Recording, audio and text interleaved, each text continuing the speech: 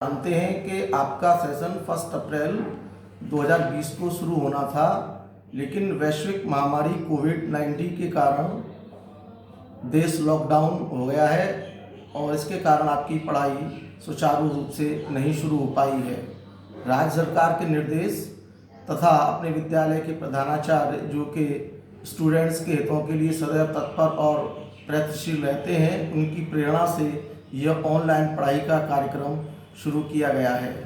मेरा second period है। मैं इसमें आपको पहले टॉपिक समझाऊंगा तथा उसके नेक्स्ट वीडियो में एक्सरसाइज को हिंट सहित आपको समझाने का प्रयास करूंगा। यदि आपको कोई प्रॉब्लम हो, यदि आपकी समझ में कोई टॉपिक नहीं समझ में आ रहा है तो उसे आप मैसेज के द्वारा मुझसे पूछ सकते हैं। ये एक नया प्रयोग है, इसे एंजॉय करें।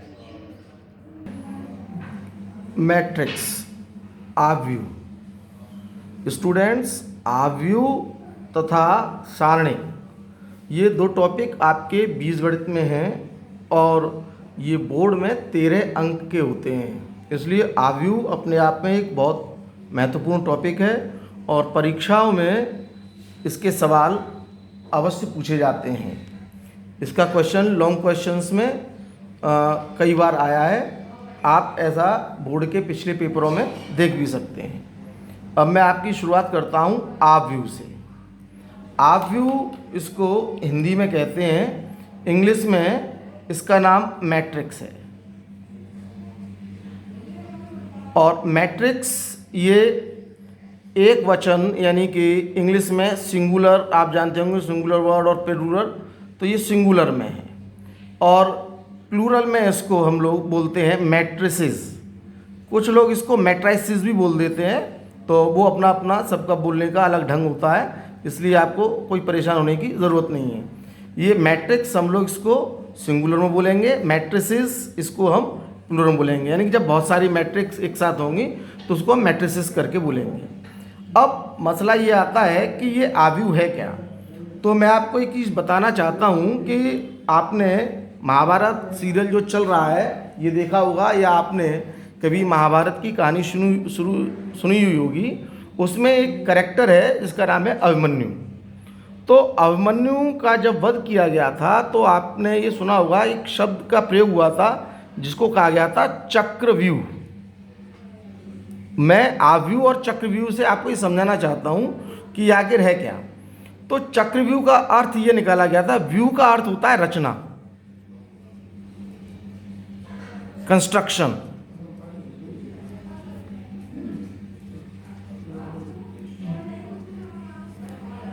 और चक्र का मतलब घेरा, यानी सर्कल, यानी इस तरीके से।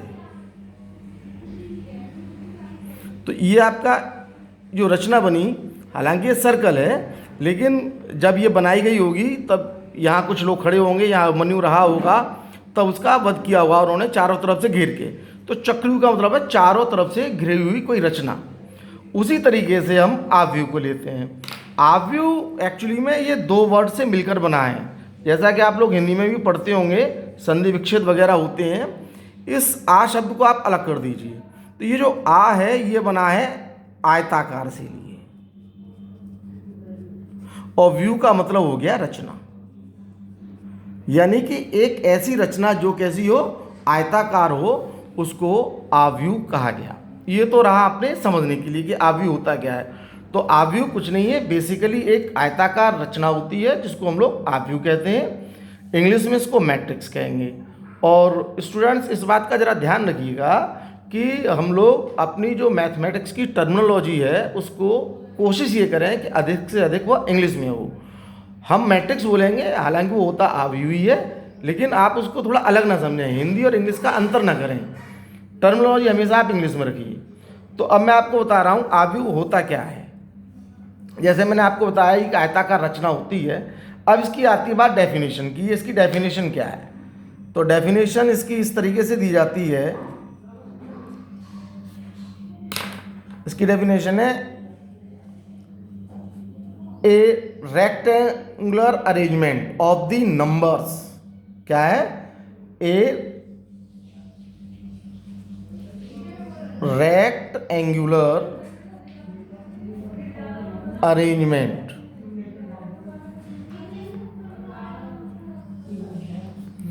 Of the numbers. नंबर्स वो आपके रियल भी हो सकते हैं और वो नंबर्स आपके कॉम्प्लेक्स भी हो सकते हैं। इसका कोई मतलब नहीं है कि वो नंबर्स कैसे हैं, वो रियल या कॉम्प्लेक्स कुछ भी हो सकते हैं।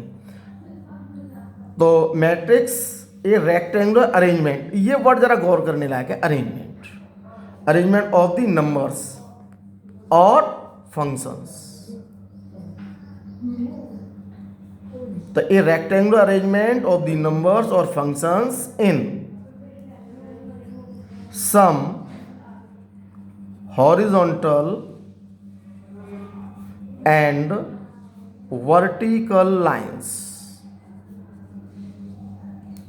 क्या कहा गया? A rectangular arrangement of the numbers और functions in some horizontal and vertical lines. अब आप देखिए कि जैसे कि मैं कुछ संख्याओं को इस तरीके से लिख दूं, 2, 3, 4, 7, 8, 11, 14, 15, 21 वगैरह, ये मैंने संख्या लिख दी। अब आप देखिए ये क्या है कि मैंने संख्याओं को कुछ हॉरिजॉन्टल लाइन, तो ये लाइन जो आप देख रहे हैं ना, ये वाली, ये लाइन होती है आपकी हॉरिजॉन्टल लाइंस। ये आपकी क्या है? Horizontal line. क्षैतिज, आप जानते होंगे हॉरिजॉन्टल का मतलब होता है क्षैतिज रेखाएं। और ये आप इस तरीके से देखें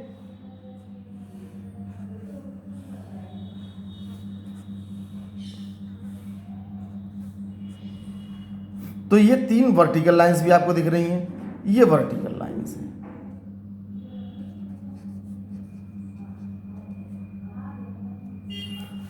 तो ये जो हॉरिजॉन्टल लाइन और वर्टिकल लाइंस में हमने क्या किया है कि संख्याओं को व्यवस्थित किया गया है। तो इस बात पर जरा आप बहुत गौर करें कि जो मैट्रिक्स होती है ना, वो बेसिकली सिर्फ एक अरेंजमेंट है। क्या एक बात का अरेंजमेंट है कि कुछ संख्याओं को क्षैतिज रेखाओं में और ऊर्ध्व रेखाओं में रखने का। तो इस अरेंजमेंट का नाम ही आव्यूह है और जिसको हम लोग इंग्लिश में मैट्रिक्स कहते हैं। अब संख्याओं को इस तरीके से तो नहीं रखा जा सकता, तो संख्याओं को रखने के लिए मैथमेटिशियंस ने क्या किया कि कुछ तरीके के ब्रैकेट प्रयोग किए गए थे। एक तो इस तरीके का ब्रैकेट प्रयोग किया जिसको हम लोग स्क्वायर ब्रैकेट बोलते हैं। कुछ एक ने इस तरीके का ब्रैकेट का प्रयोग किया, कुछ एक ने इस तरीके का ब्रैकेट का प्रयोग किया था। ये आपको शायद किताब में ना मिला, मैं आपको बता दे रहा हूँ। ये इस तरीके का जो ब्रैकेट होता है हम उसको बोलते हैं स्क्वायर ब्रैकेट।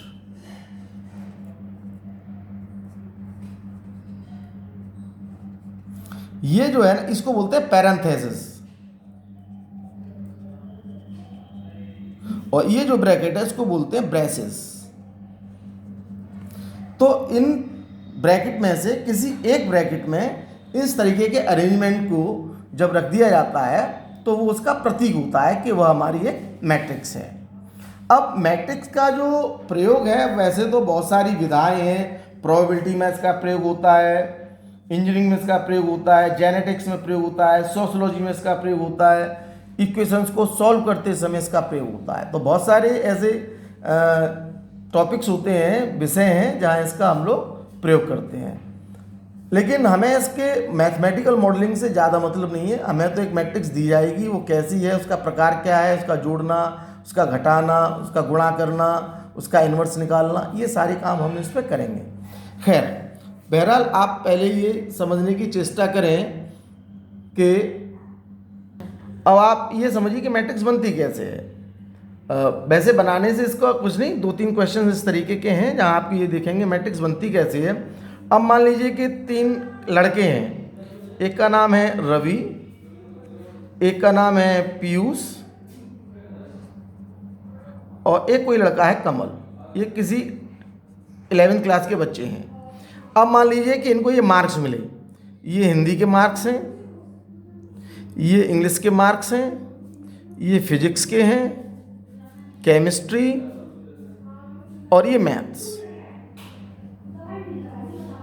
अब इनको मार्क्स मिले, हिंदी में किसी को 70 मिले, किसी 80, 85, 90, 95, 50, 45, 60, 70, 89, 42, 35, 69, 72 और इसको मान लीजिए हमने रख दिया 65। तो अब आप देखिए कि हम ये इस तरीके का आपने देखा होगा, अपने रिजल्ट कार्ड में भी देखा होगा कि हम इस तरीके से क्या करते हैं कि आपके मार्क्स को इस तरीके से अरेंज करते हैं, ऊपर सब्जेक्ट है और साइड से इस तरीके से।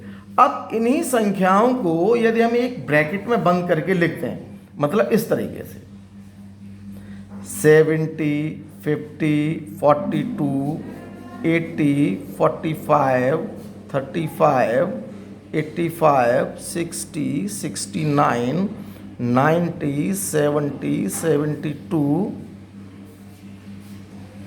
और 75, 89, 65। अब हमने क्या किया, जो उनके मार्क्स मिले थे अब हमने उसको क्या किया, एक ब्रैकेट में बंद कर दिया। अब बंद करने से क्या है कि अब आपका क्या होगा, ये एक अरेंजमेंट हो गया नंबर्स को लिखने का। तो लेंगे मैट्रिक्स। अब ये ज़रूरी नहीं है कि सब्जेक्ट इधर हो, सब्जेक्ट इधर भी हो सकते हैं, स्टूडेंट्स के नाम इधर भी हो सकते हैं। तो अब यदि हम इस क्रम को चेंज करें तो अब आपको ये देखने में कुछ ऐसा लगेगा कि रवि, पीयूष और कमल।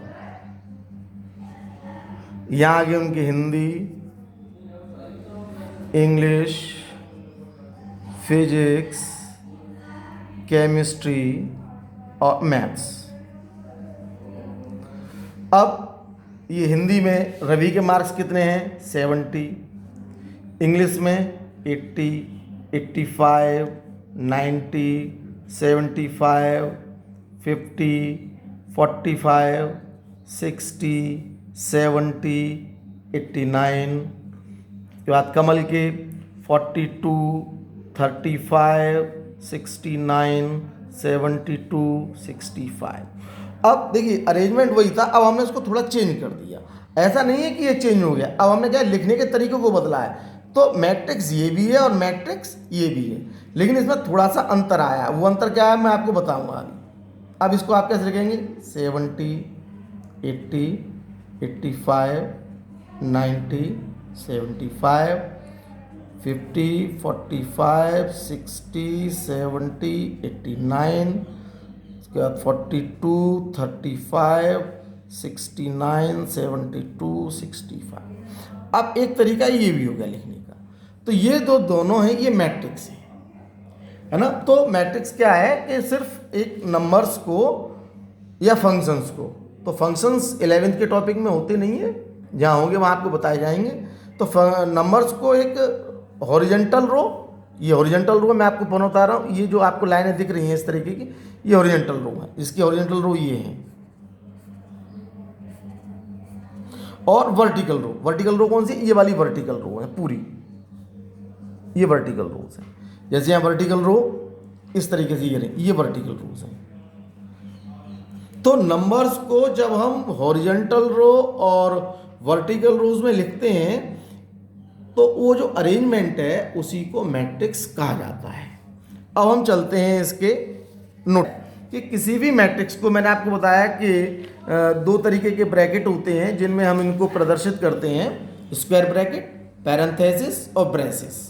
इनमें से हम किसी एक ब्रैकेट का प्रयोग कर सकते हैं, लेकिन जनरली इस तरीके के ब्रैकेट का प्रयोग किया जाता है, स्क्वायर ब्रैकेट का। आपकी पूरी किताब में और आप जो भी किताब पढ़ेंगे वहाँ हर जगह इसी तरीके का ब्रैकेट का प्रयोग किया गया है। तो मैं भी इसी स्क्वायर ब्रैकेट का प्रयोग करूँगा। ध्यान रखिए कि जो नोटेशन है मैट्रिक्स का, वो हमेशा कैपिटल लेटर होता है। आप इंग्लिश के किसी भी कैपिटल लेटर से A, B, C या जो भी आप यूज़ करें X, Y, Z, इससे आप इसको प्रदर्शित कर सकते हैं। अब जैसे मेरे पास कोई मैट्रिक्स है, जैसे मैंने अभी बनाई थी, या मैं कोई और बनाता हूँ, जैसे मैंने मैट्रिक्स A कंसिडर की, तो A इज इक्वल टू, मैंने यहाँ कुछ नंबर रख दिए 1 2 3 4 6 7 8 9 11 13 15 17, ये रख दिए। अब मैं आपको समझा रहा हूँ, जरा फिर दोबारा देखिए। ये जो हॉरिजेंटल लाइंस हैं, ये वाली लाइंस, इनको हम बोलते हैं रो, हिंदी में कहते हैं इनको पंक्ति। और ये जो वर्टिकल लाइंस हैं, ये आपको जो दिख रही हैं, ये वाली, ये क्या बोली जाती हैं, इनको हम लोग बोलते हैं कॉलम, है ना। हिंदी में इनको बोलेंगे स्तंभ, ठीक है ना। तो आप इंग्लिश में बोलिए रो, और ये जो वर्टिकल लाइंस हैं इस तरीके से जो आ रही हैं इनको आप बोलिए कॉलम। तो इस मैट्रिक्स के अंदर 1, 2 और 3, एक का मतलब ये पूरी इस तरीके से पूरी काउंट होती है, ये 1, फिर ये 2 और ये 3। तो इसके अंदर 3 रो हैं। कितनी रो हैं इसके अंदर? 3 रोज। अब कॉलम, तो ये पूरा कॉलम होता है इस तरीके से, ये 1 कॉलम, 2 कॉलम, 3 कॉलम और ये हो गए 4 कॉलम। तो इसके अंदर जो कॉलम की संख्या है वो है इसकी 4। कॉलम इसके अंदर 4 हैं और इसके अंदर 3 रो हैं। अब आता है मैट्रिक्स का ऑर्डर क्या होता है।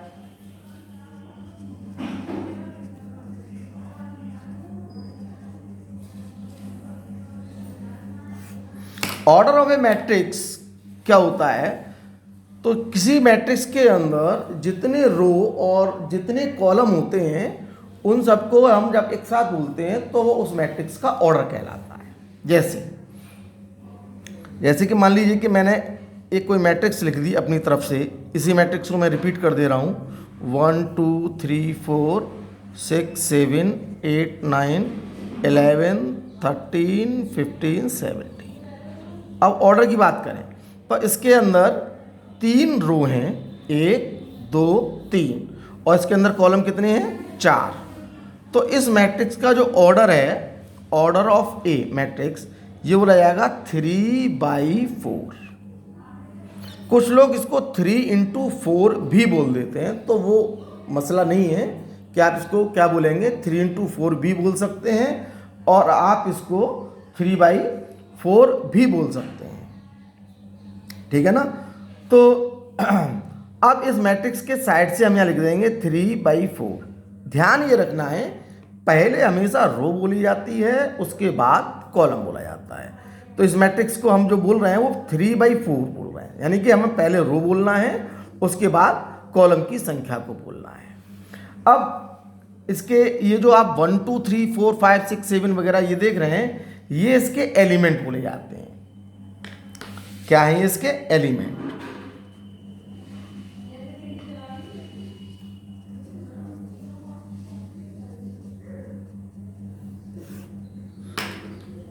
तो अब जैसे मैं कोई और छोटी मैट्रिक्स लिख दे रहा हूँ 1 5 7 9 8 11। अब ये जो मैट्रिक्स के ऑर्डर की बात करें तो इसमें आप देखिए गौर से कि 2 रो हैं, और कॉलम की बात करें तो इसके अंदर 3 कॉलम हैं, तो इसका जो ऑर्डर है वो 2/3 का हो गया। अब ये जो आप देख रहे हैं ना 1 5 7 7 8 11, ये सब इसके एलिमेंट बोले जाते हैं। एलिमेंट का मतलब अवयव, जिनसे मिलकर ये मैट्रिक्स बनती है। कहा गया था ना, मैट्रिक्स क्या है? एक अरेंजमेंट है किसका? नंबर्स का। तो वो जो नंबर्स होते हैं वह इसके एलिमेंट्स बोले जाते हैं। जैसे यहाँ ये 1 2 3 4 6 7 11 13 15 17, ये क्या है? ये सब मैट्रिक्स के एलिमेंट्स हैं, ठीक है ना।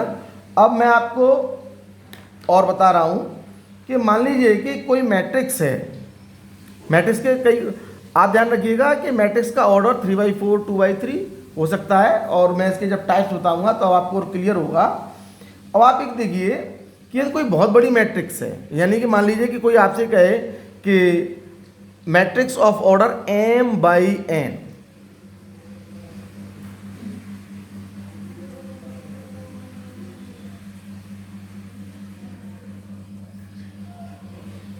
m/n, मैंने क्या बोला? Matrix of order m/n। तो इसका अर्थ ये हुआ उसके अंदर m रो होंगी और n कॉलम होंगे।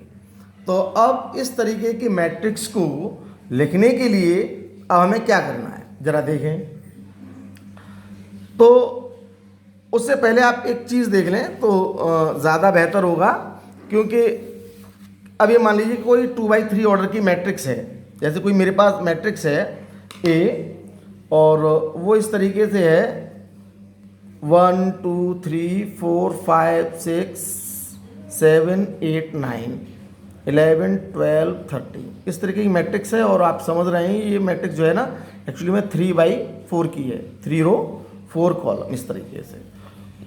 अब हमें किसी मैट्रिक्स को जब समझाना होता है तो आप बार बार संख्याओं से नहीं समझा सकते हैं। अब आप देखिए इस मैट्रिक्स को यदि हम जनरल तरीके से लिखें तो कैसे लिखेंगे।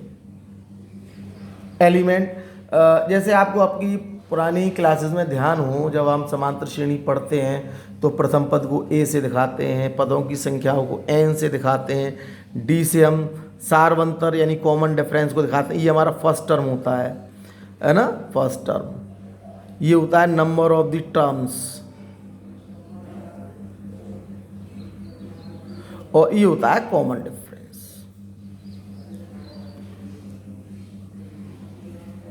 अब उसी तरीके से एक मैट्रिक्स को जनरल तरीके से लिखा जाए 3/4 की मैट्रिक्स तो कैसे लिखी जाएगी। ए इसका एलिमेंट 1 1, ये सफिक्स जरा आप देखिए, मैं पहले ए लिख देता हूं, ए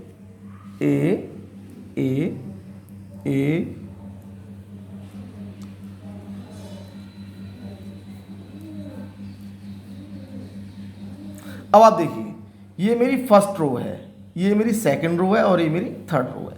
अब मैं फर्स्ट रो के एलिमेंट को लिख रहा हूं, तो मैंने आपको बताया हम लोग पहले रो बोलते हैं उसके बाद कॉलम बोलते हैं।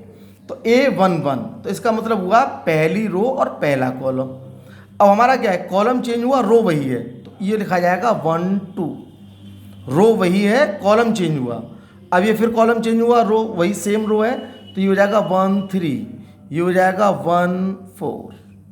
तो इस तरीके से जो पहली रो का जो एलिमेंट है जनरल तरीके से लिखा जाएगा तो A11 A12 A13 A14। इसी तरीके से क्या हुआ, रो चेंज हुई और कॉलम वही है पहला, तो 2 1, ये हो जाएगा 2 2, ये हो जाएगा 2 3, ये हो जाएगा 2 4, ये 3 1 3 2 3 3 3 4।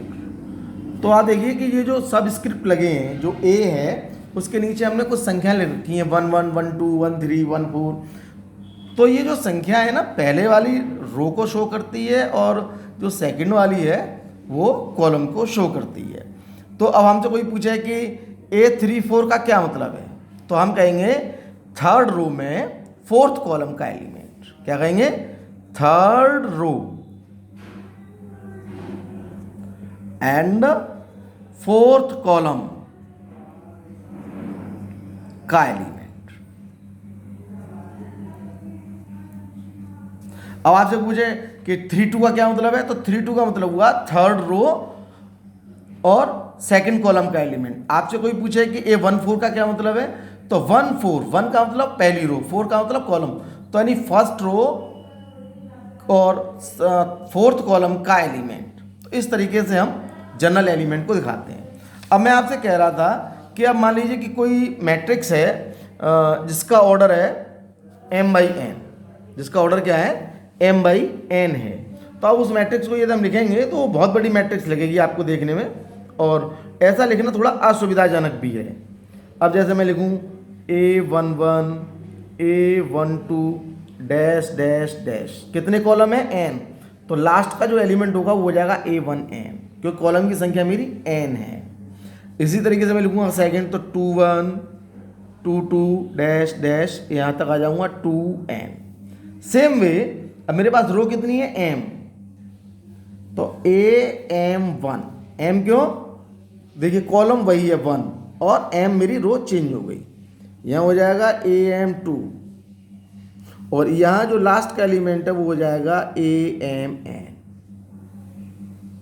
इस तरीके से ये मैट्रिक्स बनी, इसका ऑर्डर हुआ m/n। अब मान लीजिए कि इसमें कोई जेवा कॉलम है, जेथ कॉलम, तो उसका जो एलिमेंट है वो कैसे लिखा जाएगा, A1j। उसका एलिमेंट यहाँ कैसे लिखा जाएगा, जेवा कॉलम। ये सेकंड कॉलम है तो आप देखिए 2 2 2 आ रहा है सब में, ये फर्स्ट कॉलम है तो सबका जो सेकंड एलिमेंट है वो 1 1 आ रहा है। इसी तरीके से जो जेवा कॉलम है उसका एलिमेंट क्या हो जाएगा यहाँ A2j, लास्ट में यहाँ क्या हो जाएगा AMJ, ये जेवा कॉलम है। इसी तरीके से यदि मैं कहूँ IV रो लिखनी है, आयथ रो, तो वो हो जाएगा I1, देखिए मैंने रो चेंज कर रहा हूँ, I1, अब वो यहाँ को हो जाएगी I2। इसी तरीके से जब यहाँ लिखूँगा तो वो हो जाएगा AIJ, और यहाँ पे हो जाएगा AIN। तो ये जो एलिमेंट है इसको हम लोग बोलते हैं जनरल एलिमेंट। तो किसी भी मैट्रिक्स को, इतने बड़े साइज की मैट्रिक्स को हम लोग इस तरीके से भी शो कर सकते हैं, AIJ, और यहाँ लिख दिया M/N, M×N भी बोल सकते हैं। I की जो वैल्यू है वो 1 2 से लेकर M तक रन करेगी, और जो J की वैल्यू है वो 1 2 से लेकर N तक रन करेगी। अच्छा स्टूडेंट्स, एक चीज़ और इसमें आप देखिए कि हम लोग जब ऑर्डर बोलते हैं कि ऑर्डर ऑफ ए मैट्रिक्स, इसको हम लोग बोल सकते हैं साइज ऑफ ए मैट्रिक्स। ध्यान रखना, कभी कभी आपको इस तरीके से भी पढ़ने को मिल सकता है। यदि हम बोलें कि ऑर्डर ऑफ ए मैट्रिक्स,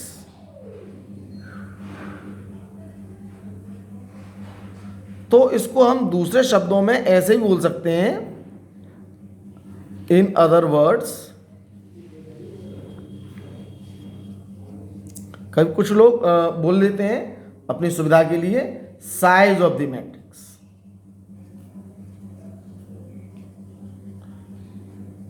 तो जैसे ऑर्डर हम लोग बोलते हैं 3/4, तो हम इसको साइज बोल सकते हैं कि size of A matrix.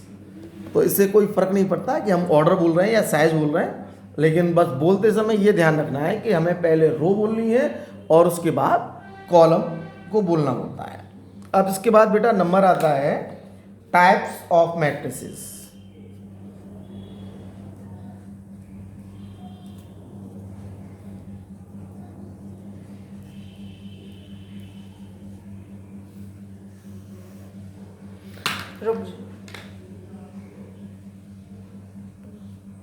Types of matrices में सबसे पहले आप समझिए कि स्क्वायर मैट्रिक्स क्या होती है। स्क्वायर मैट्रिक्स क्या है? अलग अलग बुक्स में अलग अलग सीक्वेंस हो सकता है। किसी में स्क्वायर मैट्रिक्स को पहले डेफिनेशन में ले सकते हैं, किसी में रेक्टेंगुलर मैट्रिक्स को ले सकते हैं। तो उसमें आप कतई परेशान न हो, हम पहले स्क्वायर मैट्रिक्स समझा रहे हैं तो आप पहले स्क्वायर मैट्रिक्स समझें। तो स्क्वायर मैट्रिक्स क्या होती है कि जब किसी मैट्रिक्स के अंदर रो और कॉलम की संख्या समान होती है। क्या कहा मैंने? नंबर ऑफ रोज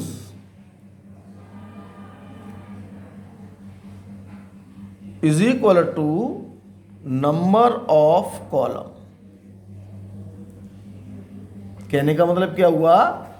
आप इसको कुछ इस तरीके से समझिए कि यदि मैंने अभी आपको जो समझाया था आई मैंने आपको अभी दिखाया था ना, आई जैसे हम किसी मैट्रिक्स को जनरली हम दिखाते हैं AIJ। आई ये रो को शो करता है और जे ये कॉलम को शो करता है। तो इसको हम इस तरीके से कह सकते हैं कि जिसके अंदर I इज इक्वल टू जे होता है। अब आप देखिए रेक्टेंगल स्क्वायर मैट्रिक्स में आप समझ ही गए ना, जैसे स्क्वायर होता है जिसकी चारों भुजाएं बराबर होती हैं, वर्ग आव्यूह जिसको बोलते हैं। हिंदी में मैं लिख दे रहा हूँ, आप लोगों को कोई परेशानी ना हो समझने के लिए। इसको हम लोग बोलते हैं वर्ग आव्यूह।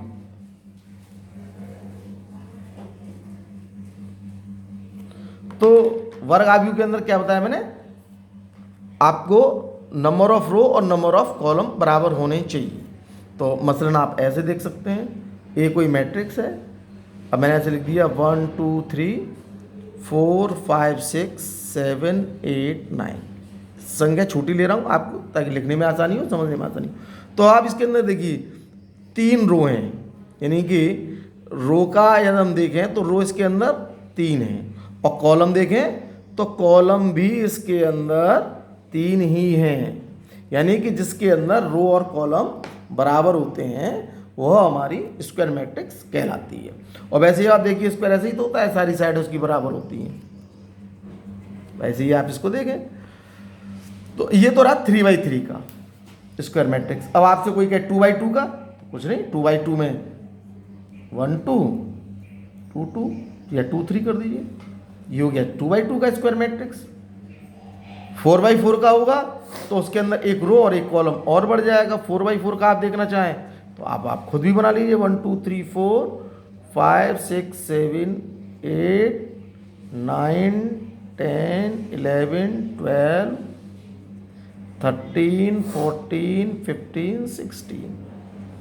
अब इसके अंदर आप देखिए 1 2 3 4, 4 रो, 1 2 3 4, 4 ही इसके अंदर कॉलम है। तो ये जो है ना स्क्वायर मैट्रिक्स है ऑफ ऑर्डर 4x4। तो इस मैट्रिक्स का ऑर्डर 3x3 है, इसका 2x2 है, इसका 4x4 है। तो कुछ भी हो सकता है। हाँ स्टूडेंट, एक चीज़ आपको ध्यान रखनी है कि मैट्रिक्स के अंदर सारे एलिमेंट एक जैसे भी हो सकते हैं। मसलन जैसे मैं स्क्वायर मैट्रिक्स में कहूँ तो ये भी आपकी स्क्वायर मैट्रिक्स है, बस एलिमेंट 1 1 है, इससे कोई फर्क नहीं पड़ता। सारे एलिमेंट 0 भी हो सकते हैं, उससे कोई फर्क नहीं पड़ता है आपका। ये 0 ये सेकंड ऑर्डर की मैट्रिक्स है। तो एलिमेंट्स पर न जाएं आप कि वो एलिमेंट एक जैसे हैं या अलग अलग हैं, लेकिन मैट्रिक्स में आपको रो और कॉलम ये गौर करना है। एलिमेंट एक जैसे भी हो सकते हैं, अलग भी हो सकते हैं, बहुत सारे एलिमेंट एक जैसे हो सकते हैं, सारे एलिमेंट एक जैसे हो सकते हैं। नोट करना, सारे एलिमेंट एक जैसे हो सकते हैं, बहुत सारे एलिमेंट एक जैसे हो सकते हैं, कोई भी एलिमेंट एक जैसा नहीं भी हो सकता है। पॉसिबिलिटी है, ऐसा ना हो कि आप इस चीज़ से परेशान हो जाए कि सारे एलिमेंट एक जैसे होने चाहिए, कोई आवश्यक नहीं है। अब इसके बाद आती है बेटा रे row matrix.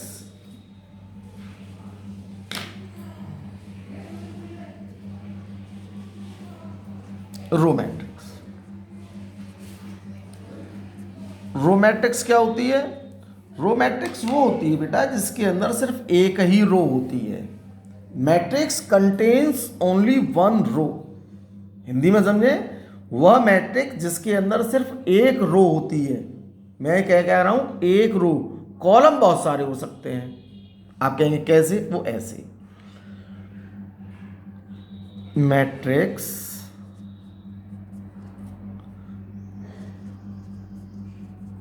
Contains only one row. इस पर गौर करिए, वन रो। आप देखें कैसे, ए मैंने लिख दिया 1 2 3 4, ये मेरी मैट्रिक्स है जिसमें सिर्फ एक रो है, लेकिन कॉलम 4, 1 2 3 4। तो ये जो मैट्रिक्स बोली जाएगी 1/4। ध्यान रखिए कि जो मैट्रिक्स रो होगी उसमें जब हम ऑर्डर बोलेंगे वो हमेशा 1 रहेगा, और जो सेकंड टर्म है यानी कि जो कॉलम है वो बदलता जाएगा। अब जैसे मैं आपके लिए लिखूं कोई मैट्रिक्स B 11 12, तो ये मैट्रिक्स है, ऑर्डर 1/2। ये जगह हमेशा 1 बोली जाएगी रो मैट्रिक्स के अंदर। जो बदलने वाली चीज़ है वो कॉलम की जगह बदलती जाएगी हर एक जगह। अब मैं जनरल लिखूं कोई मैट्रिक्स C, उसको ऐसे लिख सकता हूं A11 A12 A13 and dot dot dot A1n। तो ये जो मैट्रिक्स है ये 1/n ऑर्डर की है। तो रो मैट्रिक्स क्या होती है? जिसके अंदर सिर्फ एक रो होती है।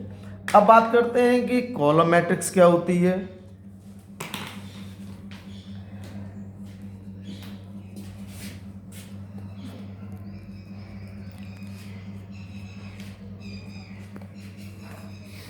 कॉलम मैट्रिक्स भी इसी तरीके से होती है जैसे रो मैट्रिक्स होती है, जिसके अंदर एक कॉलम होता है वो कॉलम मैट्रिक्स बोली जाती है।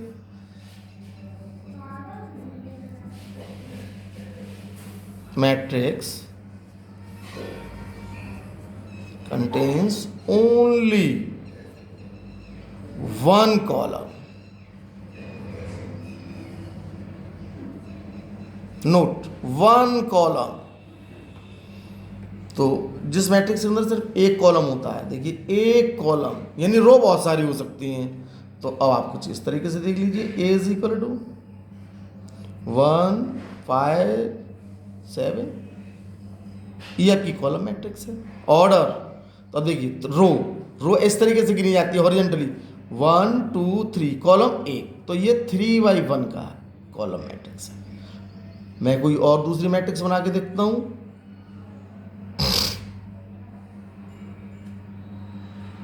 मैं लिख दूं A11 A21, देखिए कॉलम नहीं चेंज होगा, रो चेंज होगी, डैश डैश। अब मैं लिख दूं AM1, तो ये मेरी कॉलम मैट्रिक्स। इसका ऑर्डर क्या है? इसका ऑर्डर है M/1। क्यों M? क्यों? क्योंकि रो मेरी M है। कॉलम 1 क्यों? क्योंकि मेरा कॉलम एक ही बनाया है, इसलिए ये कही जाएगी कॉलम मैट्रिक्स। अब अगले वीडियो में बेटा मैं और जितने भी आगे की टाइप्स की मैट्रिक्स हैं उनको आपको बताऊंगा। और आपको यहाँ तक मैं आगे इसलिए नहीं बढ़ा रहा हूँ क्योंकि एकदम आप आज पहली बार पढ़ रहे होंगे इस तरीके से, तो आपको हो सकता है कि थोड़ा सा अलग लगे, कि कुछ समझ में भी आएगा, हो सकता है कुछ समझ में ना भी आए। तो मैं कल जब पढ़ाऊंगा तो इन सब चीज़ों को दोबारा रिपीट भी करूंगा, आप परेशान ना हो। मैं इन सारी चीज़ों को रिपीट करूंगा जैसे यूजुअली मैं क्लास में भी करता हूँ। मैं जो आज पढ़ाया है उसको थोड़ा सा कल रिपीट भी करूंगा, और जितने टाइप्स की मैट्रिक्स का उसको पूरी तरीके से आपको बताऊंगा। बस ये है कि आपकी समझ में कितना आ रहा है या आप इसको समझने में कोई दिक्कत महसूस हो रही है, तो आप प्लीज़ इसको एक बार मैसेज से ज़रूर हमें इन्फॉर्म करें कि आपको प्रॉब्लम कहाँ है। हम आपकी हर तरह की मदद करने के लिए तैयार हैं। आप थोड़ा मन लगाइए, थोड़ा हम मेहनत करेंगे और दोनों मिलके इस मिशन को कामयाब बनाएंगे। Thank you so much.